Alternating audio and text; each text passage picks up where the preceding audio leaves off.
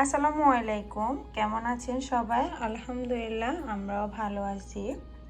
আজকে আরেকটা dessert item আপনাদের সাথে শেয়ার করব। আশা করি ভিডিওটা আপনাদের খুবই ভালো লাগবে। আর এই ডেজার্ট আইটেমটা বানানো একদম ইজি, আর লুকটা অনেক বেশি সুন্দর, আর খেতেও কিন্তু মাশাআল্লাহ অনেক বেশি মজা।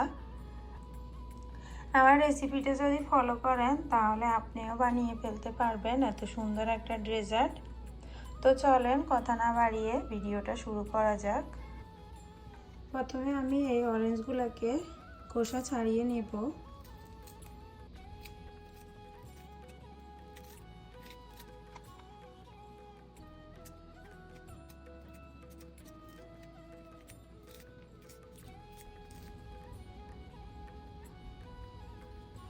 এটা বানানো অনেক ইজি, আর লুকটা অনেক বেশি সুন্দর হয়। বাসায় একবার হলো ট্রাই করবেন।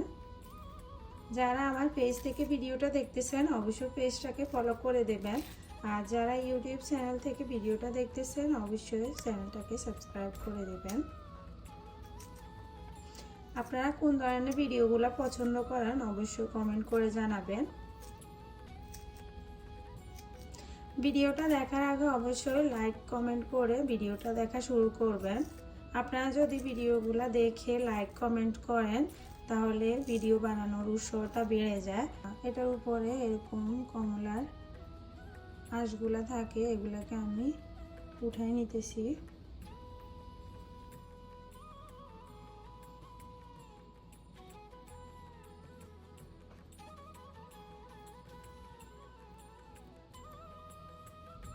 এই গরমে এই ডেজার্ট আইটেমটা খেতে কিন্তু অনেক মজা, আর মেহমান আসলেও এটা সার্ভ করতে পারবেন, অনেক বেশি মজা হয়।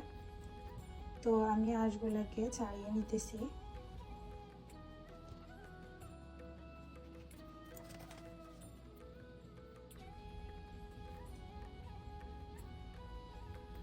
এই যে এরকম একটা কাঠিতে করে আমি এটার ভিতরে এভাবে করে ঢুকিয়ে নিতেছি। দেন এখন আমি যে গ্লাসটাতে আমি সার্ভ করব ওটাকে ধুয়ে ক্লিন করে নিলাম। এরপর আমি এটাকে এই যে এইভাবে করে রাখবো। এটা দেওয়ার কারণ হচ্ছে যেন জিনিসটা অ্যাকুরেটভাবে থাকে। এই যে, তো আমি এটাকে এইভাবে রেখে দিতেছি। এরপরের কাজটা করব। এরপর এখানে একটা প্যান বসাই দিলাম।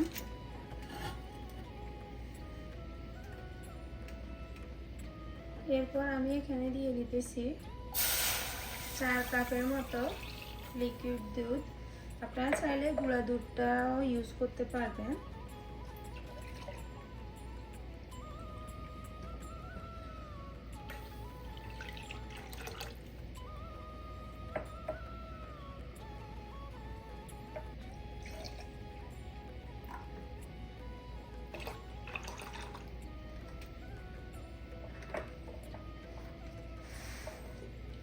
এখন এটা বলক আসা পর্যন্ত আমি অপেক্ষা করব।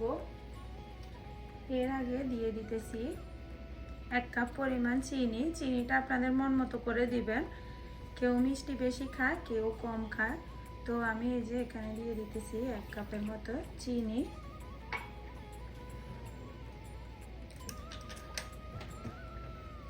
চিনি দিয়ে ভালো করে মিক্স করে নেব।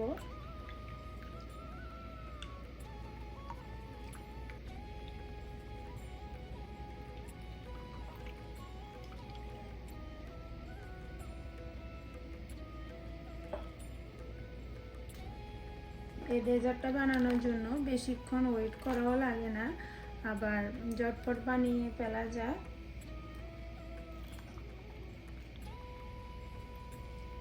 তো দুধটা বলক আসুক, এরপর পর্যন্ত আমি অপেক্ষা করব। আপনারা ভিডিওগুলো দেখে কমেন্টস না করে চলে যান, অবশ্য কমেন্ট করবেন। আর যারা নতুন আপু আছে তাদেরকে যেন আমি ফলো দিতে পারি আর কমেন্টসের রিপ্লাই দিতে পারি। তো অবশ্য কমেন্ট করে যাবেন।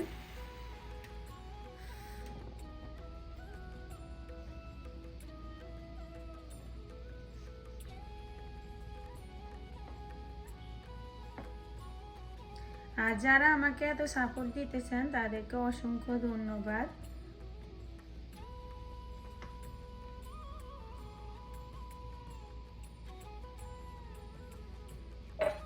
আমি দুধটাকে প্রায় 5 মিনিটের মতো জাল করে নেব।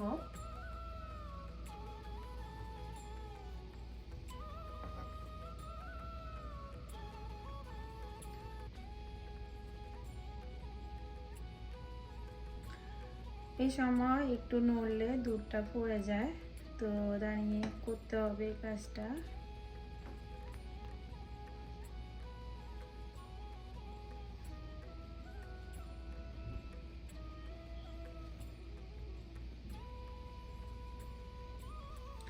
এই যে দুধটাকে আমি 5 মিনিটের মতো জাল করে নিছি। এরপর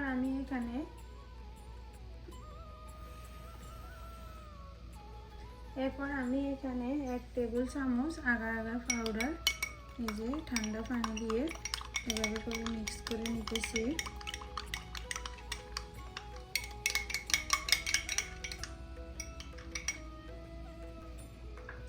এ পর্যায়ে আমি আগার আগার পাউডারটা দিয়ে দিতেছি।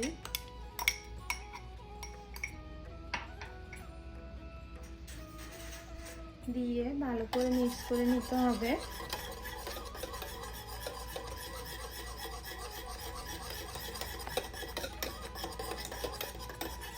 যেন কোনো লাঞ্চ না থাকে বা দলা পাকিয়ে না থাকে।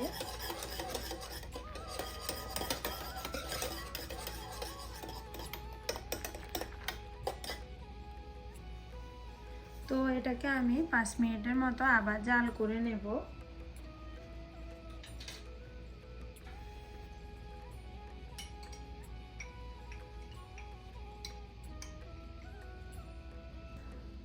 পাঁচ মিনিট জাল করার পর এখন আমি চুলা থেকে নামিয়ে ফেলবো। চুলাটা অফ করে দিলাম। এরপর যে অরেঞ্জগুলো আমি এভাবে করে রাখছি এটার উপরে গরম দুধটাকে সাথে সাথে ঢেলে দিতে হবে।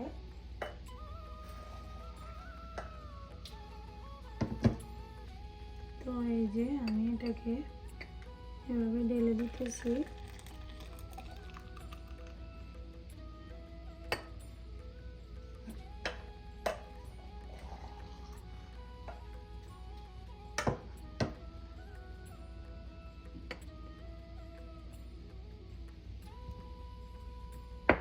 এটাকে পুরা করেও দিতে পারেন, আবার একটু কম করেও দিতে পারেন।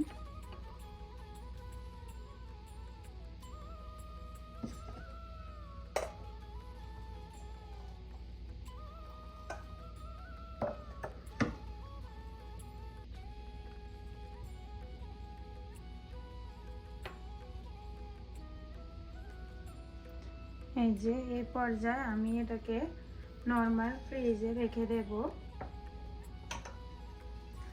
এটাকে এভাবে নরমাল ফ্রিজে রেখে দেব প্রায় 1 ঘন্টার জন্য। 1 ঘন্টা পরে আমি আপনাদের সাথে সার্ভ করে দেখাবো কতটা সুন্দর আর কতটা ইয়ামি দেখতে।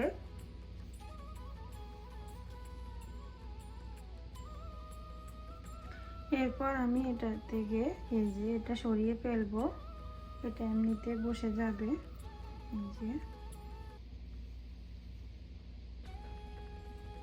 এই যে আমার একটুখানি দুধ থেকে গেছে। এই পর্যায়ে আমি এটাকে স্ট্রবেরি দিয়ে দিতেছি এখানে। এই যে দিয়ে এটাকে আমি নরমাল ফ্রিজে রেখে দেব। ফ্রিজ থেকে 1 ঘন্টা পরে নামিয়ে এই যে ছুরি দিয়ে এভাবে ঘুরিয়ে দিলে এটা পড়ে যাবে। এরপরে আমি কেটে নেব। ভিডিওটা কেমন লাগছে অবশ্যই কমেন্ট করে জানাবেন, আর ভালো লাগলে অবশ্যই ভিডিওটা শেয়ার করে দেবেন। আজকে এ পর্যন্ত, আল্লাহ হাফেজ।